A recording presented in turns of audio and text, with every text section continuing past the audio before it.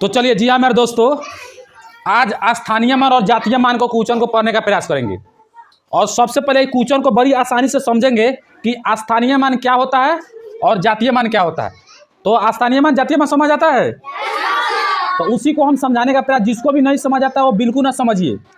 तो ध्यान दो, इधर सबसे पहला बात है कि इसमें कि 3 का स्थानीय मान, 3 का स्थानीय मान, तो देखना है कि इसमें 3 कहाँ पे है। तो 3 यहाँ पे है, तो 3 यहाँ पे लिख दो, ठीक। उसके बाद करना 3 के बाद देखना कई गो संख्या, तो 1 गो संख्या 2 गो संख्या, तो 2 गो जीरो बैठा दो, तो 3 का स्थानीय मान 300। उसी तरह दूसरा का क्वेश्चन को समझेंगे।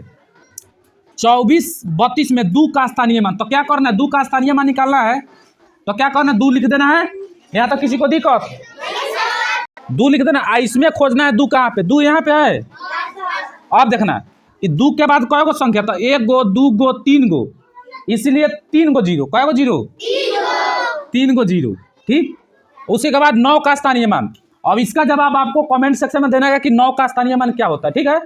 दूसरा का नंबर जातीय मान को समझते हैं। जात समझते हैं, जैसे बहुत सारे गांव समाज में सुने होंगे, जात डोम चमार तेली दुसाद मुसहर ढांगर, ये सब जात होता है।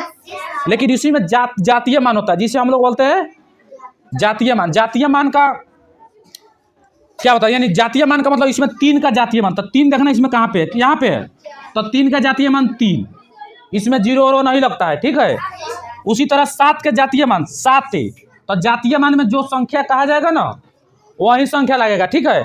लेकिन स्थानीय मान में क्या होता है, स्थानीय मान में होता है जो जैसे स्थान है कानून स्थान पर, ठीक है। तो जातीय मान स्थानीय मान समझ आ गया, तो इसके समझ जाएगा तो बिल्कुल अच्छा बात है। हम मिलते हैं नेक्स्ट वीडियो में इससे भी मस्त ट्रिक के साथ। Thank you so much.